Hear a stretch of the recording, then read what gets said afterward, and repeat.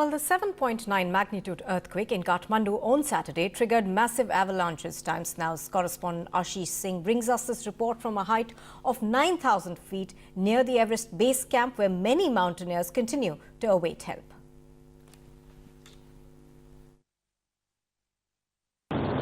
Very few helicopters are operating from the starting point of Everest Base Camp. We are at the Lukma Air Base, which is the starting point of Everest Base Camp, and all the mountaineers, including foreigners and nationals, first gather here, and from here they start the onward journey towards Mount Everest Base Camp. In fact, if my cameraman can just show you, in that direction is Mount Everest, but because of the bad weather conditions and cloudy weather, the situation is extremely bad. Remember, there have been series of landslides and avalanche, and if my cameraman can just show you around, these are the helicopters which basically operate from the starting point of base camp, and go take the passengers or mountaineers back to Kathmandu. But because of the bad weather conditions, most of them are not working. Let's try and speak to a few people who were in fact part of the rescue when the rescue team when the avalanche and landslides took place.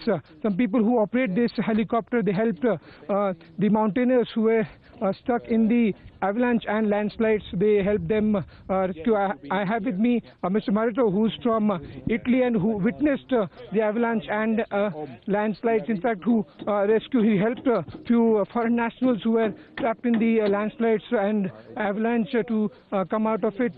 Mr. Marito, I just want to know, you were part of the rescue team. What did you witness at the time of earthquake or when the subsequent avalanche took place? I was not the first pilot who was flying there. Was my friend Reto from Switzerland, and he did with other helicopter. Not Fischl Air was the first helicopter, and then came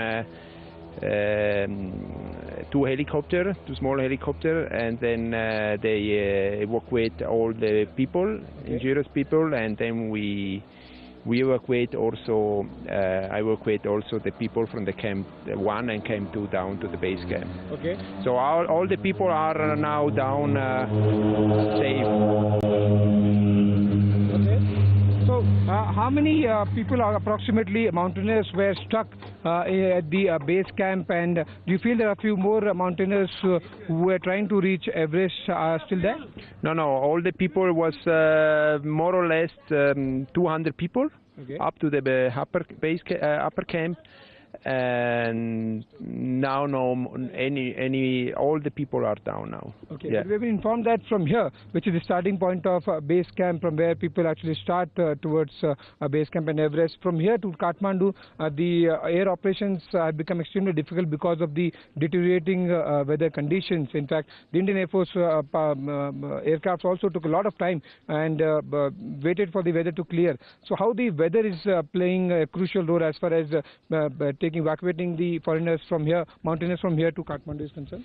I don't want to talk about evacuating. It's normal situation. The weather change normal in the afternoon. It's a normal weather situation. Okay. And the problem is there are many people here now. They want to go home. They want to go down.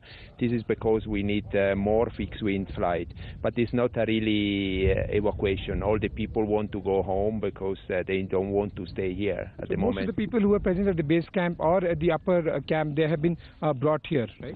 Yeah, but they are not only base camp. We are talking always about base camp. There are many people. They are doing trekking. Okay. They are doing some trekking, easily trekking, and also these people want to go home now.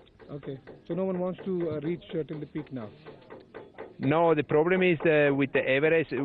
It's not only Everest that we are here. There are many people, a lot of small peak, and people that are doing only trekking. And the problem with the Everest is now between base camp and the upper camp, the glacier, the way is destroyed, so they cannot reach the upper base. How much time do you feel that it's going to take to restart this trekking? Because of the avalanche, the glaciers have been displaced and the route have been completely damaged, right? Yeah, I think it's not anymore possible because in 1 month the monsoon will come, and we don't have enough time to equip all the mountain. I think it's really over for this year. Okay, thank you, Maroto. There you heard Maroto, who's from Italy, basically, who helped the evacuees. In fact, was part of the team, and his friends who rescued people from the base camp. Remember, the weather in last 4 or 5 days has been extremely bad, and that is the reason not many flights are operating from here till Kathmandu, and that is the reason thousands of mountaineers who are stuck here are waiting to get on board any one of the charter or helicopter planes so that they can reach Kathmandu, and from there they can start the onward journey.